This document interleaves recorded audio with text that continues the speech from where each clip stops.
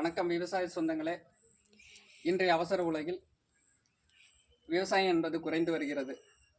பாரம்பரியம் என்பது அழிந்து வருகிறது. ஒரு மாற்றத்திற்கான களஞ்சியம் நமது விவசாய களஞ்சியம். நம்மளுடைய விவசாய களஞ்சியம் சேனலை சப்ஸ்கிரைப் செய்து ஆதரவு தரும் உங்களுக்கு நன்றி மக்களே. இன்றைய வீடியோ பதிவில் விறகடுப்பும் நெல் அவித்தலும் பற்றிய ஒரு வீடியோ பதிவு தான் மக்களே. வாங்க வீடியோக்குள்ளே போகலாம். ஆரம்ப காலகட்டத்தில் பார்த்திங்கன்னா செம்மண், களிமண் விறகடுப்பு வச்சுருந்தாங்க. இப்போ இடைப்பட்ட காலத்தில் சிமெண்ட் அடுப்பு, கேஸ் அடுப்பு, காலங்கள் மாற மாற கரண்ட் அடுப்பு வந்துச்சு. இன்றைய காலகட்டத்தில் நெல் அவிதலுக்கு பார்த்திங்கன்னா கிராமங்களில் இந்த விறகடுப்பு தான் பயன்படுத்துகிறார்கள். இந்த விறகடுப்பானது இப்போ பார்த்தீங்கன்னாலே தெரியும், ரெண்டு பக்கம் கருங்கல் வச்சுருக்கோம்.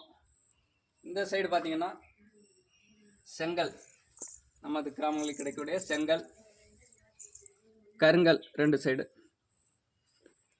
எளிமையான முறையில் நம்ம வீட்டில் இருக்கக்கூடிய கற்களை கொண்டு இந்த அடுப்பானது தயார் செய்துக்கிறோம்.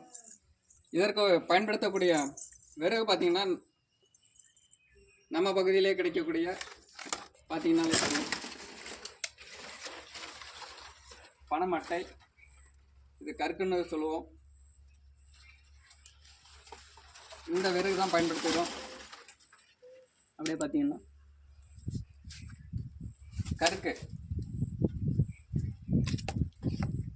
அடுத்து பார்த்தீங்கன்னா அதனோட அடிப்பகுதி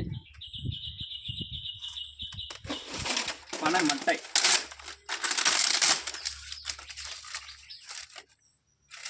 இந்த விறகடுப்பானது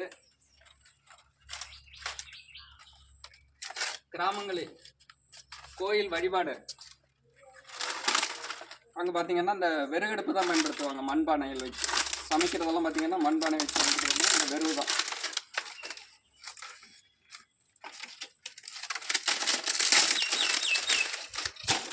இந்த விறகடுப்பில் சமைக்கும் போது உடம்புக்கு வந்து ஆரோக்கியமானது. இப்போ அடுத்து பார்த்தீங்கன்னா நெல் அவித்தல், அதை பற்றி பார்த்துடுவோம். இப்போ இந்த நெல்லானது ஆடுதுறை 51 பார்த்தீங்கன்னாலே தெரியும், ஆடுதுறை 51.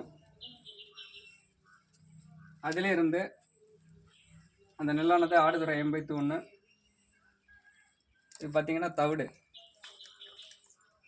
அடுத்து பார்த்தீங்கன்னா அரிசி. எப்படி ரெடி பண்ணுறாங்கிறத ஒரு சிறிய கான்செப்ட். இப்போ பார்த்தீங்கன்னா முதல் நாள் இரவு பார்த்தீங்கன்னா அண்ணன் கூட கோலை நெல்லை எடுத்துக்கிறோம். அடுத்தது அதில் தண்ணீர் ஊற்றி வச்சிடலாம். மறுநாள் காலையில் இதே போல் எடுத்துக்கலாம். அந்த தண்ணீரிலிருந்து வடிகட்டி நெல் மட்டும் எடுத்துக்கலாம். அடுத்து பார்த்திங்கன்னா ஒரு அலுமினிய குண்டான் பார்த்தீங்கன்னாலே தெரியும்.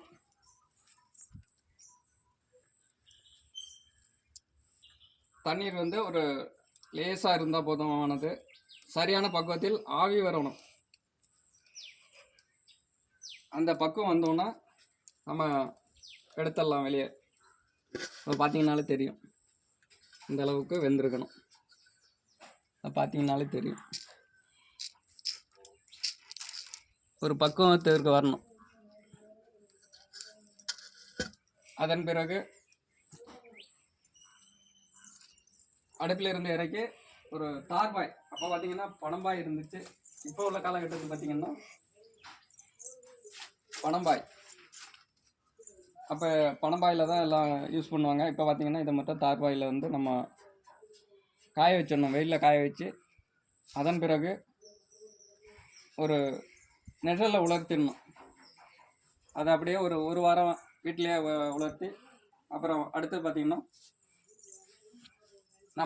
நம்முடைய பக்கத்தில் இருக்கக்கூடிய அரிசி ஆலை அரைச்சிட்டோம்னா தவிடு நமக்கு யூஸ் ஆகிடும்.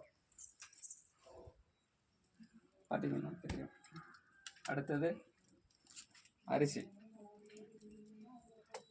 நன்றி மக்களை. இந்த வீடியோ பிடிச்சிருந்தா லைக் பண்ணுங்கள், ஷேர் பண்ணுங்கள், கமெண்ட் பண்ணுங்கள். நம்மளுடைய விவசாய கலைஞன் சேனலை சப்ஸ்கிரைப் செய்து நம்மளுடைய வரக்கூடிய எல்லா வீடியோக்களையும் பாருங்கள் மக்களை. நன்றி மக்களை.